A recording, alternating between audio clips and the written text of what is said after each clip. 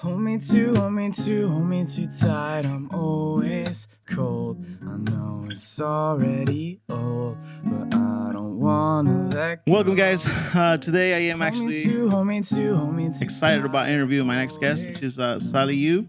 made my Sal, heart right? so Man, full. I am don't super excited wanna to let get to know you a little bit more, go. dude. The one reason that I remember start our conversation is one phrase that you used with me, or one word, or one sentence. Which is you were coming over to get coffee, and then during our interaction of charging you and you paying your transaction, you asked me one question. That one question was, what's on your mind right now? And that question alone there just intrigued me. And then I started opening up to you, and then just I wanted to get to know a little bit more about you, a little bit more about the hot Americano that you get. Real shit. Speaking of which, you make a pretty good Americano. I'm not gonna lie, bro. That shit's solid. Got a good flavor profile. Yeah. Yep. Yeah. So Yeah, man. So yeah, I was very intrigued. It was just your energy just projects a lot of joy and happiness. Appreciate you, man. Your smile, everything.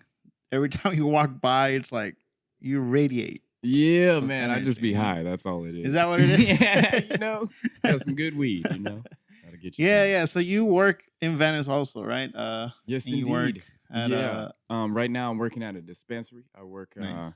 around the Venice area. I don't know if I'll say the name of it. I'll leave it Yes. mysterious. But if you know me, you know where it is. Exactly. Yep. Yeah. It's cool, man. I've been working there for a little while. I was working at a couple different places on Abercrombie, which is like Amazing. a little fashion district near there. But yeah, right now I'm selling weed. It's pretty chill. And then living here in Venice, California, LA. I mean, is this where home has always been, or have you moved from places? Yeah, pretty much. I grew up in the Venice area until I was like 8 or 9.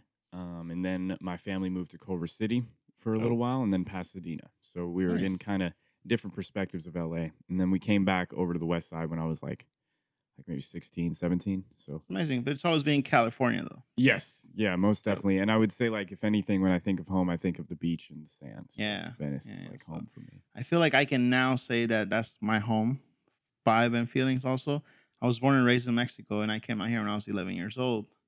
I have now been here for 20 years, so I don't really recall much of my memories from Mexico, but I can only recall all the memories I built here in Yeah. this state. Yeah. But growing up for you, how was your childhood, man? It was, man, it was awesome. My mother provided for my sister and I. She was a single mom. She was working and homeschooled both me and my sister. Amazing. Her story was just pretty much that she went through school and it was like a pretty shitty experience, and she Yeah. just thought that she could teach a kid better than that. Yeah. So yeah, and that was yeah, dude, it was really cool. We did like not a lot of schoolwork per day, Okay. but I feel like the biggest thing that she really stressed to us was learning how we learned. We Yeah. still had to like pass tests and shit, like how the state of California would send us stuff. So like study for the Nice. test, make sure you have you know how to read, you can do math, you can fucking some history, like the rules Sure. of English. But really it was about being a well-informed human being and like a fully rounded person. So that's something I'm really grateful for in my childhood that I I had like that. from a mom. Shout outs to single mother. Shout outs to my mom also. Love you, mom. You already know. Shout outs to the cats too. She's taking care of my cats. I appreciate you. They're her cats too. Her cats. Yeah. They're part of the family. They're Come part on, of the family. exactly. Yeah, they're my little fur babies, but There you go. they're her fur babies too. Well, I mean, taking homeschool and stuff. How how do you feel personally about the fact of you and your sister being at home, learning all this, and not necessarily being at a public school or a social space where you can be around other kids your age? that shit was lit as fuck. Fuck kids. Honestly, they're like little demons. Nah, for real. I do like kids, but I was super happy to be homeschooled. I plan on Yeah. homeschooling my children as well. I think that like public school is really shitty in America. Like I haven't been to one, but from a lot of the experiences that I've seen for my friends growing up, and even just stories that I've heard, especially Yeah. growing up in the Venice area, Venice High School, and some of the different like middle schools and elementary schools that we had for choice, just seemed like there was a lot of drama and shit going on. Like Yeah. I mean, kids just be on some kid shit, correct. And I think that one of the things that my mother always stressed for us was that she treated us like adults, and that gave us a sense of responsibility, kind of like adults, you know. So Okay. even though maybe we didn't have the expectations of like a fully baked person, we still had the understanding of like the ramification of our actions, and it gave me a sense of integrity from a very young age and Got ownership it. of what I was doing. So that's something that I feel like I've carried with me and is like a life lesson, like life skill type of thing, that I feel like homeschooling really, at least our style of it, really cemented in. Um, Public school is cool. When my sister and I were growing up, we did like a lot of sports and stuff. And I used to do like skateboarding, martial arts, different activities so we could socialize with kids our Yes. age, and different like recreational type stuff. So I never felt as though I You were was missing missing out. out. Yeah. Right, Got it. exactly. Like especially on like the friendship or sports side of things. Yes, sir. Um, and then I played a lot of video games personally. So as online started popping off, I started meeting a bunch of people on the internet, and that was a whole nother like social group that kind of took up a lot of my time and my mind space as a young And adult. then as far as like you're saying missing out, part of the big monument of leaving high school or any school, it's graduation. Yes. How's that feeling for you? It was dope. We printed a PDF. It said that I graduated. Yeah, that shit was sick as fuck. Yeah. Yeah, no, for real Did though. your mom like buy you a cap and gown and all that stuff, or I was chill on that. She offered yeah, to. I she was like, I offered ain't to? with the Oh tricking. You know what man, I'm saying? props to Like, moms, you know. yeah, for real. She's gonna Yeah. set it up, dude. We was gonna hit Spirit. We gonna get a little costume and all that. Yeah. Dope. That's awesome, dude. But yeah, no, it was real chill, man. I feel like I went into college also after high school. I took like a little break. I was working for like 2 years, and then I went to a community college, Santa Monica College. Yes, very well known. Yes, dude. Santa Monica College is awesome. Really great. If you're a California resident, great prices. Nothing but good things to say. Yeah, that's what I Um, hear from a lot of friends. I didn't get to go to any of the colleges, but people that I do know and encounter, yeah, Santa Monica College. My wife also went to Santa Monica College for a little bit. that's what's You know, up. nothing but Okay. good things to be said. Yep. You know, just Yep. Except the food court, you know what I'm saying? But we all got our stuff. Um, but yeah, man, it was cool. Graduating high school, I graduated early because I started with my sister around the same age. got So it. I got out at 16. So that was Nice. really dope. That gave me more time to, pursue the things that I was looking to Yeah. get into, which was music and video games at the time. Yeah. To my next question, that was gonna be it. You know, like pursuing, doing homeschool and pursuing college and stuff. What was the idea of transitioning to college? What was the goal or the career goal? I was trying to pick up chicks, you know what I'm saying? I was Yeah. No, for real though. I wanted to I didn't really have a goal in college. I was just fucking around. I feel like school is stupid in Yeah. general. I like my whole life I felt that way. Not that school like learning stuff is dumb, but the idea of okay, I'm going to spend 4 years learning about a thing instead of just doing the thing just Correct. was ridiculous to me, especially with music. So I Yeah. was like that that ain't it. So I went to school for I learned some Japanese language. That was really cool. And then I took a media studies class, which was actually really eye opening.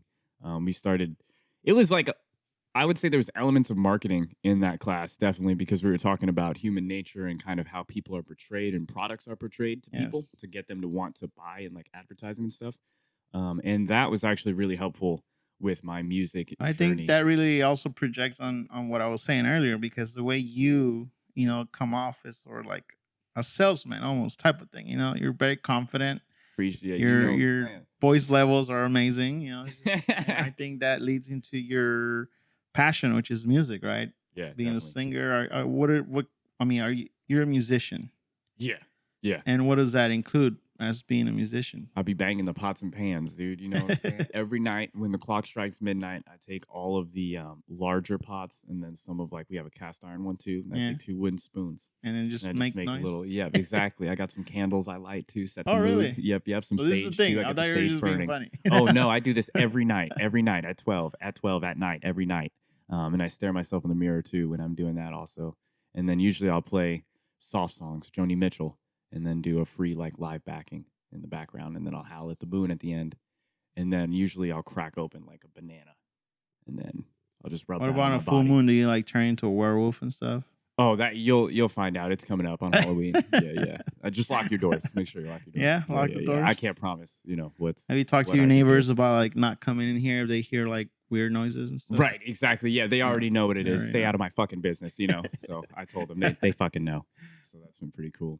Awesome. But other than music and stuff, I have recently discovered that you're pretty big on gaming as well, which is, you've actually have some really great achievements in the Yes. world of Thank you, man. entertainment, which is video gaming right now. Yeah, yeah, man. That was one of my like biggest driving forces, I would say, for the past like 5 or 6 years is esports and fighting games in particular. I fucking love fighting games, love the fighting game community. Playing Street Fighter, that would be like the main game that I've been fucking with. Yeah. But in general, I feel like they gave me an outlet for my competitive side. I was doing martial arts for most of my life, and then I ended up injuring both of my knees doing Wing Chun. Just basically like there was nothing wrong with the practice. I was just overdoing it and Yeah. got laid up for like 6 months, maybe 12 months, like uh, just rehabilitating my knees. And during that time, I really started sinking into Street Fighter as an alternative to the martial arts that I was practicing. You Um, could have been the next Karate Kid. dude, Those dreams, those if dreams. people would stop fucking calling me Jaden Smith, I might have wanted to do that. But yeah, so when it comes to the gaming world and playing with the remote control, something that our parents used to say, don't do much of, but Yeah. now, decades later, we are doing this and people are actually making a type of profit from it.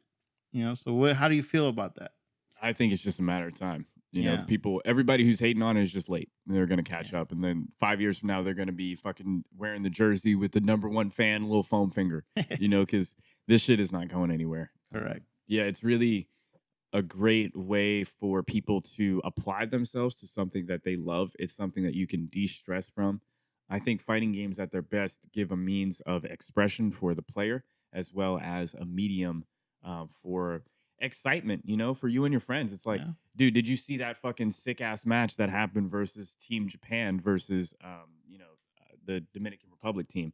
5-on-5, some of the best players in the world playing characters that we all know and love, and they're fucking ridiculous at the game. Like they're really good. It's inspiring to watch, and it's as you understand more and more of what they're doing, the technical aspects become more and more impressive.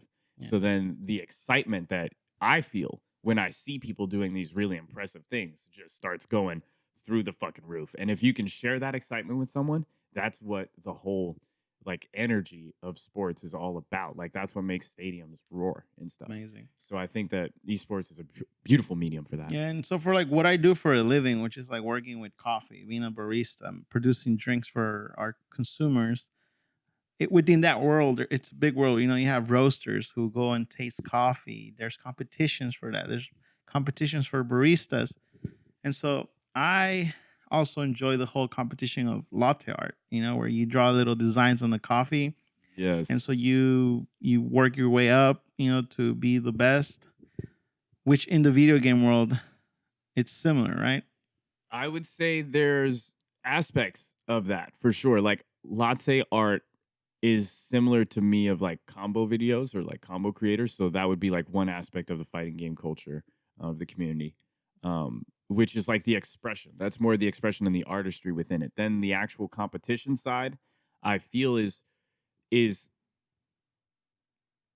kind of closer to like a judo tournament or something like that, where or martial art. It reminds me a lot of like a jujitsu or martial art type of thing, just because of how much the practitioner or the player um, is committed to their own performance against another individual. Whereas like the latte art is such a beautiful like expression of your own like ability to whip it Right. up and stuff like that. I was a barista as well.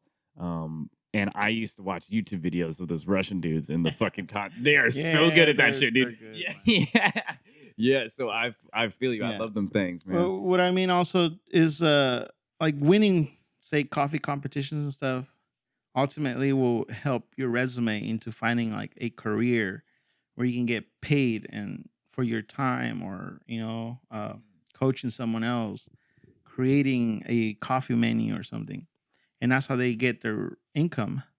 But in video game world, how would you make income, or how would you get paid to do all that There's a stuff? lot of different avenues for money coming in. I feel like there is a misconception for sure with tournaments and with the industry at large. I feel like if you want to have a living playing games professionally, there's like a couple of different ways. The main one is like competitor, right? So that's if you're placing consistently in tournaments, you're gonna one get prize pool money, which is really hard to count on. If you're banking on that, then that's a pipe dream. You should like think about your finances.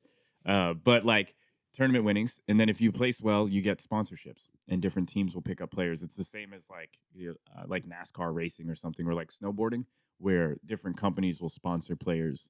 Some of them get salary depending on their contract. Some of them get bonuses based on their placings, based off their social media engagement. There's all different kinds of ways that these brands will monetize the people that they work with. And then another avenue is commentary. So, like, while the tournament is happening, somebody has to be explaining to people what's going on and adding color to it. So, Yeah. that's created an avenue for a lot of people who were tournament placing people before. Maybe they made combo videos, maybe they made like tutorials or something, but they were not the one to be in the top 8 of the tournament, right? Maybe their mental is what gave them their expertise. What about for you? What category would you consider yourself to be in? Man, I'm the best of all time. You know what I'm saying? I'm the shit. That's what I would categorize myself as, most definitely.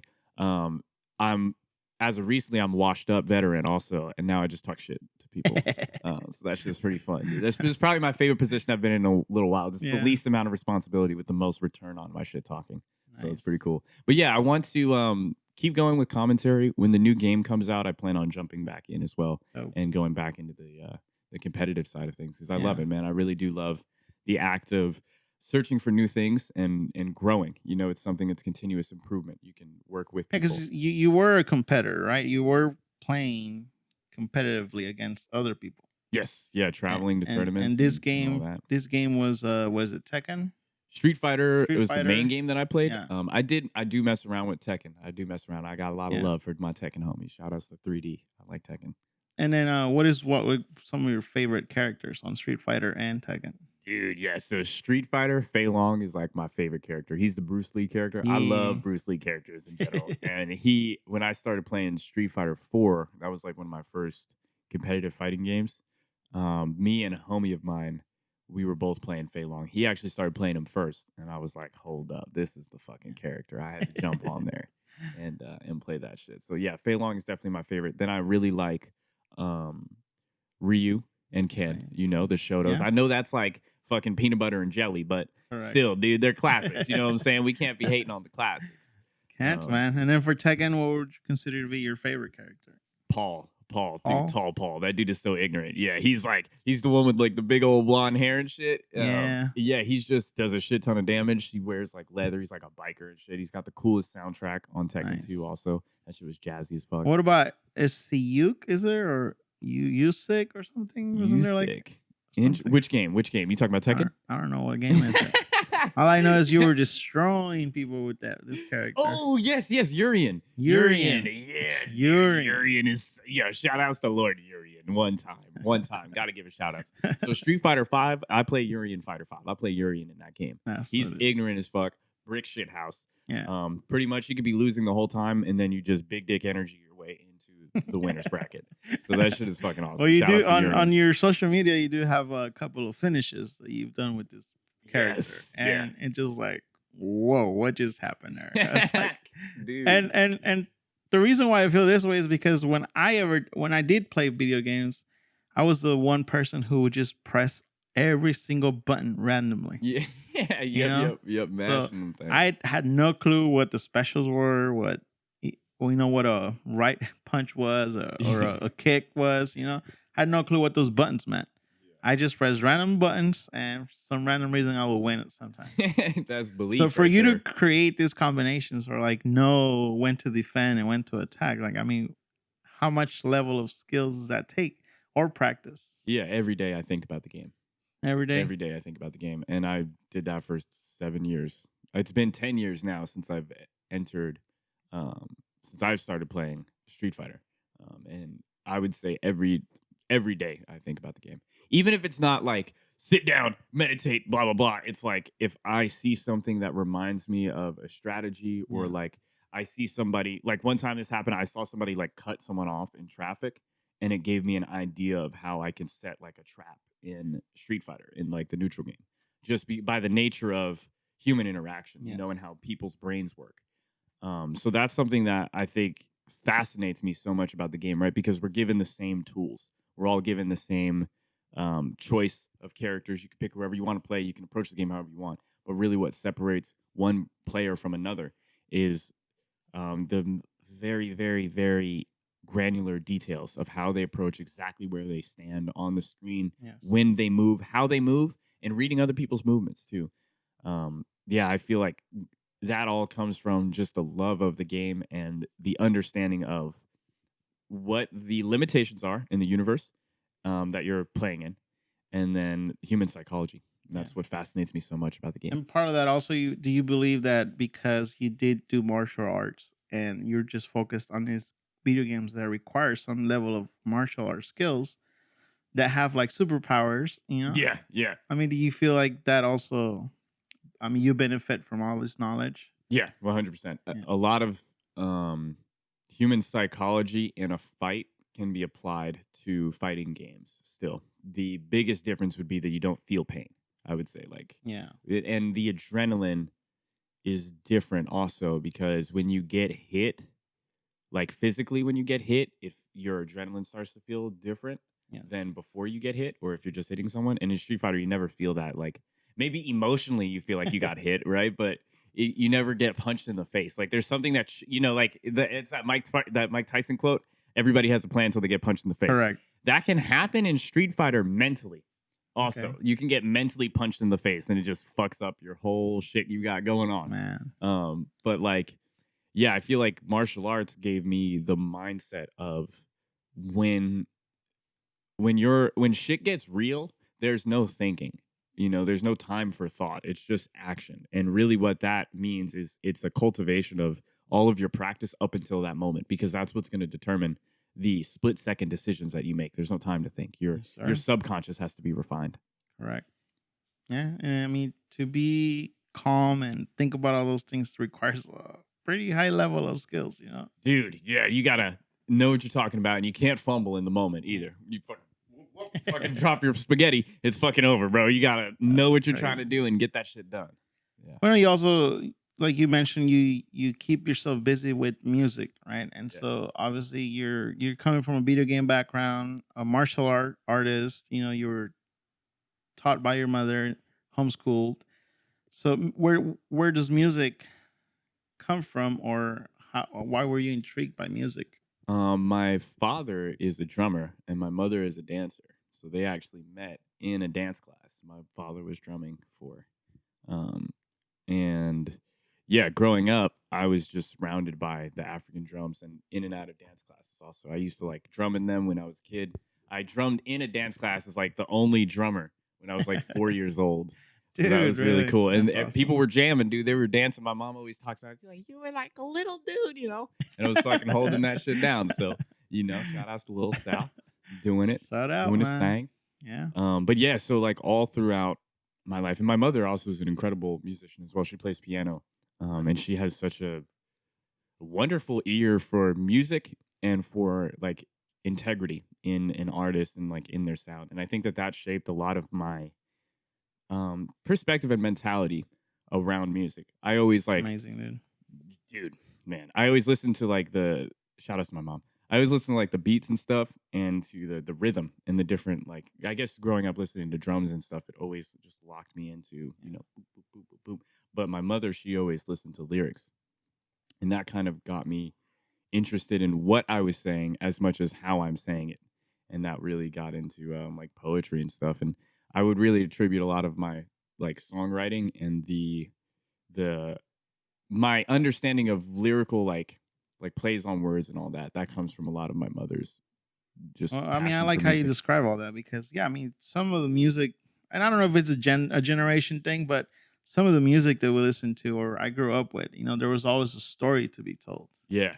Yeah. Continuity. rather than just that one phrase that's catchy. Big booty bitches. I Yeah. got big booty bitches. That's or just a that slapper though. wet ass kitty, you know, wet ass kitty. You know, you just never know. It's just like it's just that one Come phrase on, that it's so macaroni in the catchy. pot. Yeah. Yeah. Yeah. So I mean, yeah, I mean, as far as like being a writer, you know, like you described poetry. Yeah. Yeah, it has to rhyme, right? It has to sound nice, and I mean, I feel like once you have a story to tell, that's when you captivate the audience more. Yes, 100%. And I think like for me having the perspectives and having like the depth and stuff in there is like super duper important. You know, like if I don't have that, then I don't want to put the music out. Like it feels Yeah. like it's not done. You know what I'm saying? Like to me, um music is such a I I'm trying to think of this quote. I wrote it down one time. It sounds all smart. Music gives um context to the emotions that we feel. Yes. So like the words and stuff that you're singing in a song, like I've been in situations like where I'm in an emotionally distressed state, you know, Yeah. and certain songs I'll put on to help me feel better. And the words that you're saying in that moment with those songs is really impactful. That shit is powerful. Yeah. So I always think about that when I'm writing my songs, and I think, what the fuck am I saying? What do I want people to be saying when they're Yeah. listening No, to my music? You know, and I think that, um, you're yeah, you're your own motivational speaker at the end of the day. dude, You know, yeah. because yeah, I mean, I think every human being encounters those the days where you just don't feel motivated enough. You don't feel like whatever you're doing is worth doing. You know, it's maybe considered a waste of time, and not necessarily to you, but to others that surround you. You know, Yeah. so to be able to put yourself at a mental state where you can sort of like write your feelings, and at the same time motivate yourself into like this is what I want to project to the world. Yeah. That's kind of unique. I like that. Thanks, man. Yeah, and I think that's man, all art really is that also. Like at the end of the day, you're Yeah. really projecting yourself, but it's just how much ownership people will put into what the fuck they're saying, you know, Yeah. and the integrity in what they're delivering and what they're putting into words. So I mean, you did karate growing up. Something like You're that. doing video games Yep. and now music. So what's the goal? Like, do you want to pursue music and be like the all-star musician, the next Billboard artist? What's the goal? Yeah, so you start with the tri-state area, you know what I'm saying? You start by weaponizing the youth, and then giving them a purpose, which is to just listen to all of my music and tell everybody else to. Then I go to Africa and I start like a militia. Those people are doing the same thing. Instead of shooting bullets, we're just going to Yeah, shoot USB sticks with MP3s, there you go. and I that's how like that. people are going to listen to my songs. No, but for real though, I think yeah, man, I would love to run a record label and help to produce music for younger artists, and just keep things going. I would like to be a part of a restaurant as well. I love feeding people. I Yes. love the act of sitting down and sharing a meal with people. I feel like that's one of the most sacred human experiences that we Yeah. have. So being a part of that would be really cool. And investments, dude. I've been really fucking with financial literacy. Hopefully, I can like get a bag from music, put some of that shit in investments, grow that money, and then just start, operating businesses or at least funding different businesses that I believe in. But like you said, with the dry state area, with music, how do you start monetizing with Yeah. music? So playing shows is like a weird thing right now. There's some opportunities, but a lot of it's like hush hush, Yeah. under the table, or um, not like it's going to be a while before you can get an official like contract signed. Here, play this thing. So I don't know, man. Pivoting now is streaming and the internet, right? So how do I approach people who don't know me? Africa has been really loving and supportful of my music. I've been advertising over there through Nice. Instagram. Shout outs to Instagram advertisements, making it super easy to not have a fucking deal, a record Well, deal. speaking of Instagram advertising, I mean, where do people find you? How do people listen to your music? Yeah, Coffee Socks Weed. That's the name of my EP. You can find that on Spotify, Apple Music, Tidal, Deezer, YouTube, whatever the fuck you listen to, SoundCloud. On Instagram, you can search Sal underscore EE underscore ooh. Sal you. Ali, You can you. just sound it out. Sal E ooh. And that's me right there. So yeah, dude, I've been pushing some shit. YouTube. I got shit on YouTube too. Just trying to keep it like uniform and keep pushing out content. I think that's the biggest thing, is Yeah. providing value for people. So So as of right now, people can actually go to their music streaming uh, app, and then they can listen yep. to some of your music. Yes, indeed. Yeah, you can type in Coffee Socks Weed. It's by Sally and Boop. You can find my shit over there. And how much? It's free shit. How many tracks would you say you have up already? I got the 6-track EP, 5 originals, 1 cover. So that stuff is really cool. I'm really, really proud of that. That one was a little collection of my songs, and then I'm got some new shit cooking up. You know, the Oh, fucking there you classic. go. But for real though, it's some really all over the place, man. I'm not trying to put no labels or barriers on the sounds and Yeah. shit. It's just like I really like music. I love playing music, and I love making music. So I just want to make a whole bunch of music. But I feel like every artist will always start feeling that way, right? I want to produce this for people to enjoy, but eventually, just working at a weed shop will not produce enough resources for you to keep creating sometimes. Oh no, So I got some good weed. yeah, but I mean, I'm talking about like we still have bills to pay. You know, Yep, we still yep. have necessities we need to take care of. You know, so you keep. I mean, you producing music will require you to actually start getting paid for it in order for you to keep creating the amount of music you want to create. What I'm saying is you're not gonna stay working at your current job and continue creating music because eventually you're gonna need to create more. You know, I've thought about this, and this is actually a discussion I had in my previous band, and he was like, "Do you really want to be 40 years old, still pushing your music into the back of the Viper Room to play at 2 p.m. on a Wednesday?" And I'm like, "Yeah, dude, like I'm down." To me, like all this job shit, like being a human is cool, you know, like a person in society and stuff. Yeah. I honestly don't mind it that much.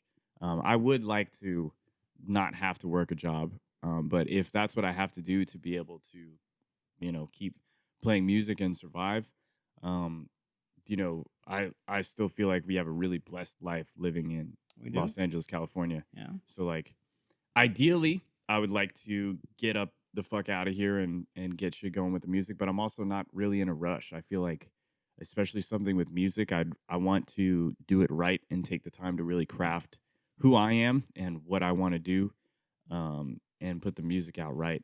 In terms of like exit strategy, I think that I really believe in my music so much that I feel like as I put it out there, people are going to listen to it and be like, "Wow, this music is so cool," and then it's just going to kind of handle itself. Yeah.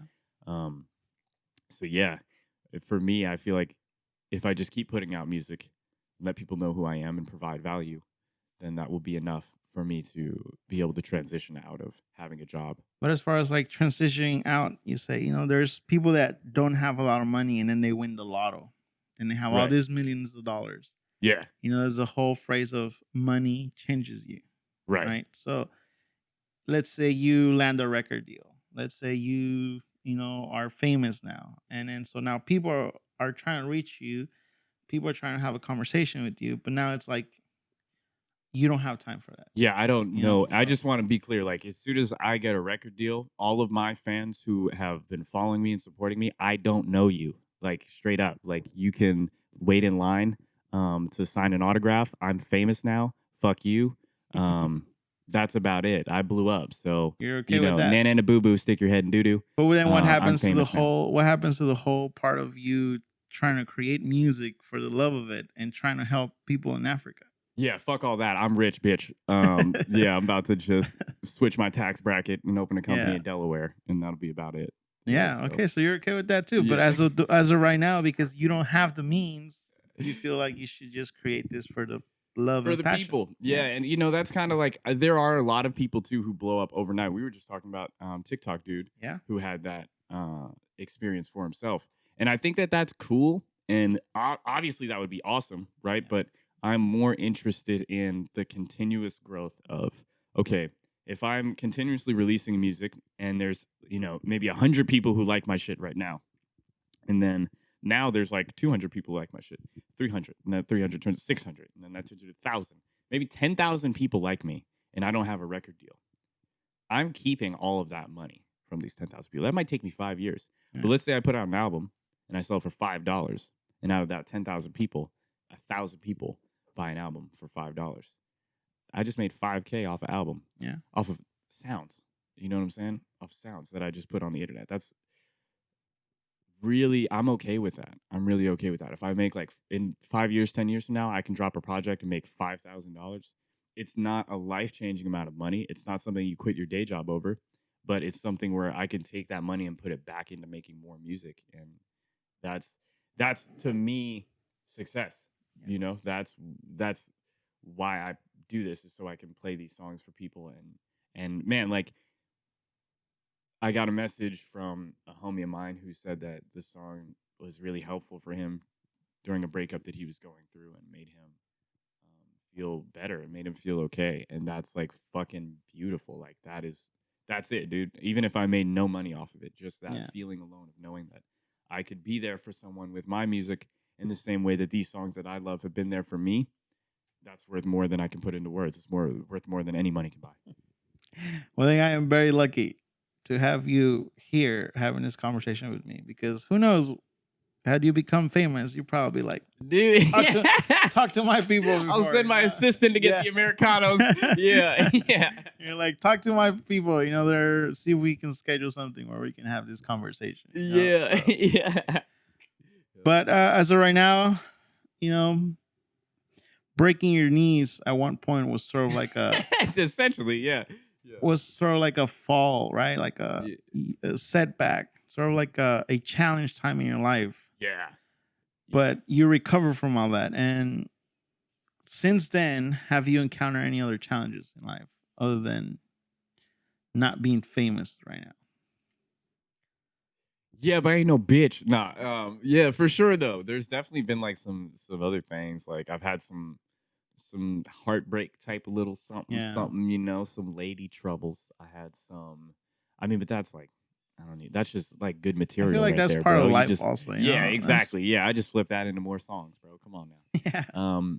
Yeah, I mean, in general, this year especially, there's been a lot of weird shit. I've had some crazy stuff happen to my friends, and people that I care for, and that's always a fucking weird Yeah. feeling. Life is just a crazy experience. But all in all, I feel really blessed and fortunate to have such beautiful people in my life who can really help me and offer um, their love and support. Like, shout outs to all of my homies. Like, when I think about things that have been roadblocks for me, the things that really stand out are the people and the things that helped me during those times. And it just kind of fills me with like the gratitude. Like, shout outs to my homie, shout outs Yeah. to Jonah, shout outs to my sister, shout outs to my roommate Babino. That's my boy right there. you know, it's just But I mean, that only shows that you're a compassionate person. Someone who has empathy and obviously feelings for the human race. dude, I You just be know, smoking and keep me happy. but not just that. I mean, not just with the human race, but you also have two kitties that you also rescued. So like Oh, my the little fact baby. the fact that you actually open your door and see these stray cats and then allow them in your home. I mean, first of all, how is it that your mom didn't say like, get those things out Get of him the the house? fuck out. Okay, so funny story. Funny story. I used to work in an office. I used to work at PlayStation. And they had a little like like in the walkway, there's like bushes and shrubs and shit. There used to be like stray cat. And one time she dropped off this litter of kittens like right outside the door of the office.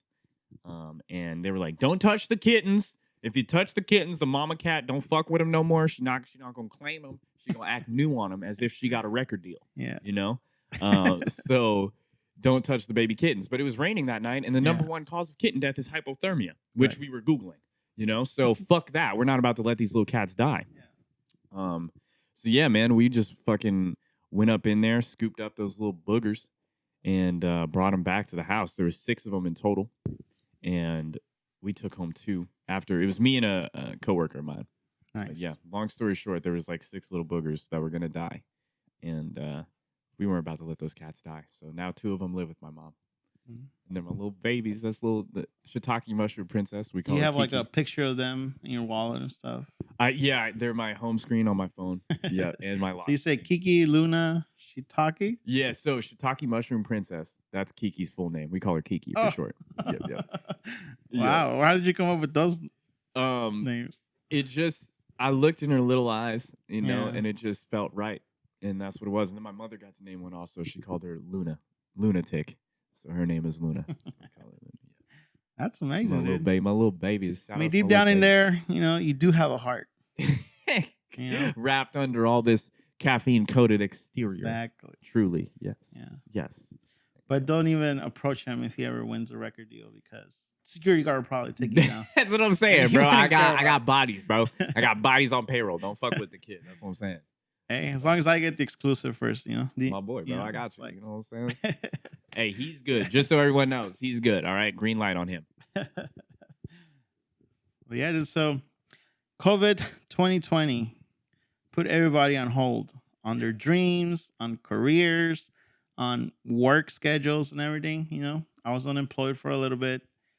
Were you unemployed? I was working like 3 jobs when COVID hit, so I dipped on 2 of them, Okay. and now I'm just working at the one job. So that was pretty cool. I feel like the time gave me a lot of time to focus on music and routine and stuff. So Yeah. that's been a really fruitful endeavor Yeah, during no, I this feel COVID. like I feel the exact same way. I feel like, yeah, I was always doing 2 jobs, which required me to be out of the house all day, get home, spend time with the wife, have dinner, go to bed, and then repeat all over again. Right. So there was never really time to consider a hobby, consider doing something with my free time, because all I wanted to do on my free time, if I wasn't working 2 jobs, it was resting, Right. not doing anything productive. But like you said, with COVID, everything was put at pause. Like I went down from 2 jobs to 1 job, then no job at all. And so originally I wanted to change careers, which is like instead of working for the hospitality industry, I wanted to work for a company, a tech company or something, coding, producing the language for the computers to translate. Yeah. But then I felt like that was not really where I felt the most comfortable in. And so then I am still doing coffee. But during that free time, I decided I wanted to create an outlet for me to get to meet people, for me to get to know more people, and not necessarily random people, right? But people that have influenced me in my life in one way or another. Little things like the conversations I had with you, those interactions are part of my life. So this project of launching a podcast is more of like a selfish project, where it's like, well, how do I get closer to these people? And at that time, it seemed like podcasting was going to be the easiest thing, because first I was camera shy, but then I was like, fuck it, I just got to do it. It's just, I kept holding myself back so much that I couldn't move forward. So for you, music, do you feel like when you were doing all these 3 jobs, were you not spending enough time on music? To me, for me, like art is tricky in that way because I don't think that I would make the songs the way that I did if I didn't go through those things. Yeah. So like, even though I wasn't producing music at that time, I also knew like the reason why I was working was to stack bread for um, helping out a little bit with my family, sending some money that way, and also just for my own like security, safety net type of thing. I wanted to set myself up with some money so I can do art, and not have to stress about Yeah. the next month's rent. Um, so yeah, like even though at the time I wasn't able to produce as much as maybe I wanted to, something my mother always told me is it's temporary. This is not permanent. This is temporary, and especially when you need to just get your head down and get your money and get the fuck out. It's really important to have a plan and have an exit strategy, and just execute on that. And I think that's really okay. Like especially if you didn't, I didn't grow up with, a silver spoon or with money. Like my mother's was been working, and shout outs to her for providing for my sister and I. But like that's I'm not trying to keep leeching off my mom's. You know what I'm saying? Like I gotta go get my own. I'm trying to break her off. You know what I'm saying? I'm not trying to be taken from her.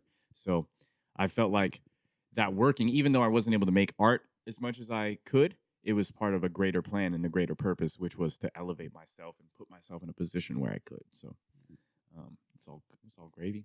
Smoke a little something, chill out. And how do you go about the process of writing these lyrics other than life experiences? Obviously you do love smoking some weed, but do you feel like smoking some weed helps you write these lyrics? Dude, not really, to be No? honest. Like, that's the funniest thing. Like, sometimes it do, but honestly, it's usually when I'm in a very like strong emotional state. So either I'm really focused, I'm really like energized, I'm really distraught, I'm really sad. Like, I nothing would make me feel like I just feel so empty, right? Like nothing, like this world is so blah. and then I want to like write something to try to make Yeah. me feel something. And then I found a lot of really um, kind of deep inner thoughts that I had that maybe I wasn't vocalizing. Maybe I didn't even take ownership of that feeling, and that's really how I felt until I wrote it down and put it on the paper. So like I find for me, even though it is very exhausting, emotionally charged situations, I find myself taking the pen to the paper and really writing out words. But like for music, a lot of my songs usually start with a little doodle or something. I have like 200 or some little voice recordings on my phone where I'm just slapping the bass or doing like a little riff on guitar, and I'll usually play that back and write like a little poem to it, and then that'll be, you start with the chorus so you know what the fuck the song's about, and then you make two verses, do a I little hope solo or so. something, and that's about it. Lyrics, the tunes, the rhythm, how the music is gonna go. You're doing all that right now. Yeah, yeah, yeah. I do all that. I It's a do all that. solo man show right now. Straight up one man band. Yeah. Yeah, bro. I'm gonna write the bass and the drums also, but I'm gonna get some other people to play it because I can't. I Nice. don't got that many hands. Yeah. You That's dope, man. I mean, that's quite amazing to be able to create like the finished product. And like I said, for some people, sometimes it's too much, right? Like now that you're back at your one job, Yeah, finding that free time or like finding that time where you grab your pen and paper and write down the one lyric. One thing is writing those lyrics down. Another is executing on finishing the product. mm-hmm. So how do you go about that? Because you also want to have still maintain a social life, right? Right. Yes. So allow yourself to be bored. That's what I would do. Like that's what I do. That's what I find myself being the most helpful. Like for example, I'll take like a pen and paper or something like that and just go out somewhere for 2 or 3 hours. Maybe I will get done in like 45 minutes, and that's fucking dope. But sometimes you'll just kind of sit there and zone out, for like 20 minutes, kind of be like thinking about some other shit. Some person walks by wearing this like red hat that I recognize from, this one concert that I was at. And that reminded me of this drink that I was sipping on at that concert. And then that just became a lyric in a song, you know? Yeah. It's like allowing my mind to wander and create these connections that they mean a lot to me because it's my life and it's my Yes. experiences. So now when I'm saying it, there's a different ownership. It's not just saying it because it sounds cool. Like I'm talking about some shit that fucking happened, or like, True. or if it didn't happen to me, it's some shit that I, saw and I want to speak on. Exactly. So I feel like allowing myself to get bored and really sink into Yeah. the self mind is what allows me to get that like genuine connection to the shit. And that's what I want to use this outlet for. It's just like if not necessarily to get to know a person or a friend of mine or some acquaintance of mine. But like you said with music, however you're feeling or experience or things you're experiencing, I want this to be an outlet where, like, say, with all these protests or people marching or people getting killed, or not necessarily to get too political, because religion and politics, I feel like is just a never-ending story. But with current time of current events that are happening right now, I just feel like it could be an outlet. I could have someone here and just talk about like the injustice, history, everything that's been happening, That's a things that that's a haven't been conversation changing, right there. Yep, Yeah. yep. So I mean, when it comes to writing music with all this that has been happening, how do you feel about that? And like, did you use That's a any of really that good as question. inspiration? Yeah, dude. So I did write some poems and stuff. I did put out a poem also called Black Gold, relating to all of this stuff that's been going on. More specifically about just corruption in police force and in Yeah. um, like authority. I think that people in general don't want to face uncomfortable truths, right? Like as a general rule, they would rather avoid it to maintain a comfortable delusion. A lot of people in America live in a psychosis. I say psychosis because it's like a reality that they believe that's not based on like the facts that are there in the world, right? It's like if you read something on the internet and it says one thing, I would really advise looking up something else about the same subject and seeing what that says and not finding it from the platforms that you usually find it. There's a Netflix documentary called The Social Dilemma Yes. recently. And that one talks about how the internet has become an echo chamber of information, right? So it's like there's that Billboard joke. You go to imright.com and you're gonna find like 5 opinions that say what you're trying to say.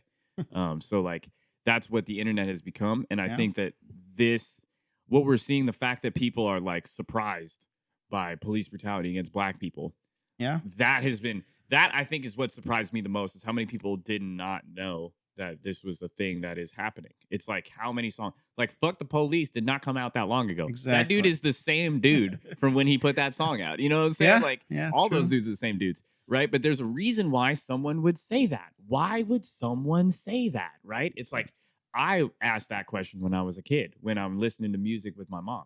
But a lot of people would not ask that question. Why would someone say that? They would be like, "Oh, he's a criminal." Fuck the Yeah. police, right? But there's a lot of really, really old institutions that uphold crazy shit in this world. And it's really hard to see exactly how they do it because they've been doing it for a really long time, right? Like this is what they're really good at is holding their power. So I think like now what with my music, how it's influenced me, this whole recent like Black Lives Matter and just the influx of awareness of certain social issues, I just really want to encourage people to think and to really think critically. Like if somebody tells you information, you should fact check that information. You shouldn't like I'm not saying you have to discredit anything and you can't trust anything, but like you should just look it up. Like if you want to learn something, you want to know something, you should look into that. You should ask other people about it, research your own opinion. And if somebody has an opinion that's different than yours, it's okay. Also, you can talk to them about that and you can Yeah. try to grow, you know. One last little nugget I'll put on there too is like, you're not going to change someone's mind in a conversation, right? Correct. The best thing that you can do is like plant the seed in their mind That's of exactly your what I perspective. believe. Yes. So Yeah. I think like that with music, I've taken that approach as well and taken that into my mentality is like I might not have to necessarily like beat someone over the head with saying, "Look, fucking killing innocent people is wrong," right? Yeah. But like if if you encourage a way of thinking and a way of humanizing each other and an understanding that we're all experiencing this life and this human experience together and that this separation is just means of controlling the masses, then I feel like that opens up that perspective of understanding each other and Yeah. that's gonna help people. Yeah. No, I mean, part of what you said is like, why is it just now a question, or like, why is it just now being brought to light, right? Because, like you said, with planting a seed, having conversations with some of my friends who have never encountered any of these situations, or their parents have different beliefs, having these conversations with them of like every person that has been shot by a bullet, killed by a bullet, or killed by a coworker, at an army base. And it's so like these are things that people that surround me sometimes are not even aware of because they don't want to be part of that world. Because they feel like if I'm gonna learn about this, I may be part of the problem, or Yeah. and so changing their mind, you said, yeah, it's not easy, but it's something that I sort of project to them, and they sort of absorb some of it because they're like, well, I guess there is something wrong, Right. you know? Yeah. So yeah, it's just about planting that seed. But Real shit, and that's the thing, right? Like, as us as individuals, right? If you do not say and set a standard of saying like this is my line in the sand, this is what's okay and this is what's not, and you don't like if you stand by that and you live by that, if you don't set that, someone else will, and that's I feel like that's what happens a lot of times. Like if you are um not actively opposed to evil, then you're low key on the side of evil when it's this insidious. When you're correct. talking about people who use deception as their tools. Yeah, Like that means you have to really be on the ball and making sure that the bullshit does not slip through. Right? Do not exactly. allow for bullshit in your life and in your circle. Um, and a lot of these issues I feel like can be addressed at a local level. Like if you really take care of the people around you and you make sure that those people are good and people ain't fucking around with them, then a lot of the shit can't fly. A lot of the shit that's requires different pillars of just bullshit in life. Like when people are getting made fun of, when people are um, being oppressed racially, like if we as individuals spend our money supporting businesses that we support as opposed to like major corporations and stuff, that's a really strong protest. You're using It your is, money Larry. to speak about what you want and what you're going to support. Yeah. That has so much power. That's a really actionable thing you can do that has a lot of power. No, and for me, that's something I recently learned also, Yeah. because working for hospitality industries, it was always working for these big chain companies that, they can afford to, like, say, give something for $5 rather than $10. Right. And so it was always about like, oh, where I can save money here because they're only going to charge me $5 for this venti latte versus going to this small mom and pops who's going to charge me $5, but their drink size is like so small, Right. you know. Yeah. But what you said, it's just investing that money not because we're getting a bigger drink, but because we're also supporting our locals, Yeah. and minorities who Yeah. are trying to survive in this economy. Yeah, something you believe in, Yeah. and I mean, there's a lot of racism in this world. There's a lot of really, really fucking awesome, great people as well. Like, and I think that outweighs the racism. Yeah. I think that there's a lot of subconscious racism that people walk around with that they are not willing to unpack. Especially, um, I want to say, especially people of color that have prejudice against each other and like different ethnic groups. That's super ignorant and fucking like it's one of those insidious things, Like I got homies who grew up in South Central and stuff, and they feel some type of way when they see brown people. And it's understandable because they've had some trauma in their past, right? But then on the same tilt, it's like you're talking about human beings. You can never generalize human beings based off their skin tone, Yes. or different. We're all individuals at the end of the day, Yeah. And I think that when you come back to that collective consciousness that we are individuals that you're dealing with, then you can't really just cast people in buckets like that. It doesn't work. So yeah, I feel like in that way, individuals respecting people, respecting the individual in front of you is so important, man. I think that's a beautiful thing. Exactly. No, that's how I live my life, man. Real shit. And I don't know if the right term, but I always use it like, right. I don't see color, but I don't even know if that's proper to say. Yeah. Like, so it's like, though. I just, know like what you you said, mean. I just see another human. Yeah. I just see another person that I can vibe with or not. And if I don't vibe with them, then you know what? That's it. Like, that was the end of our conversation. And like, I'll probably never even try to attempt saying hi to you again. It's like, had you been up at the counter and be like, give me an Americano and then like give me a different vibe, I would have been like, yeah, had I cool, had my that's it. record deal by the time. Yeah. I mean, like, this asshole, like, can you at least put your mask on, Yeah. But we had completely the opposite, but I guess like had I been rude to you as an employer, Yeah. maybe you didn't like that, you could probably never come back, and it's like that was the end of us. Yeah. But the fact that we're here, that's the beauty of it, and like I said, I see another human, I see friends, I don't know, a beautiful life. Real shit. And I see a nice shirt with the blue button down. You got a nice Thank shirt you. right there. Right. Yeah. Well, I mean, before we say goodbye to the camera and stuff, would you just repeat again where they can find you, where they can Yes. listen to you? Yeah. But look up Coffee Socks Weed. That's easier to type in. Coffee I'll be Socks there. Weed. Coffee Socks. You know what I'm saying? The Weed. I'm most- sipping tea today. Don't The kill me, most Juan. I'm sipping essential parts in life: coffee, socks, and weed. I'm a simple man. Come on. Yeah, man. dude. What Like about I giving said. us a little sample of like something you're working on, or You one wanna of, hear- or you one wanna hear of a little- the things you have up on? Oh, hold up. know? Hold up. Well, let me see. Yeah, I I hold this your little mic. thing right here. Appreciate you. This one. I don't really have a name for it, but it's one of those sappy ones.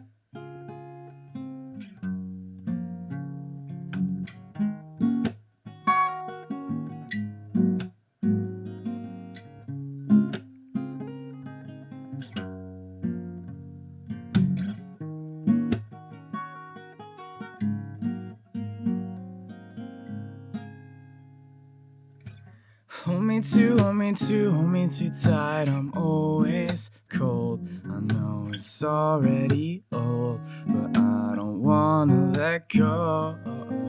Hold me too, hold me too, hold me too tight. I'll always know you made my heart too full. Well, I don't wanna let go. You want me to sing you a song, baby, I love when you're singing along. Putting the words in my mouth, whoever could doubt. Story you're telling yourself. A method to the madness, or at least a talented actress. A symbol for compassion, or at least a suitable mattress. Hold me too, hold me too, hold me too tight. I'm always cold. I know it's already old, but I don't wanna let go. Hold me too tight. I'll always know you made my heart too full, but I don't wanna let go. I'm glad to see you found a whole nother version of me. Hope he feels what you need and takes accountability. I'll be walking towards sunset if the train didn't leave yet, with a heart on my reasons and my mouth full of regret. Hold me too, hold me too, hold me too tight. I'm always cold. I know it's already old, but I don't wanna let go. Hold me too, hold me too, hold me too tight. I'll always know you made my heart too full, but I don't wanna let go.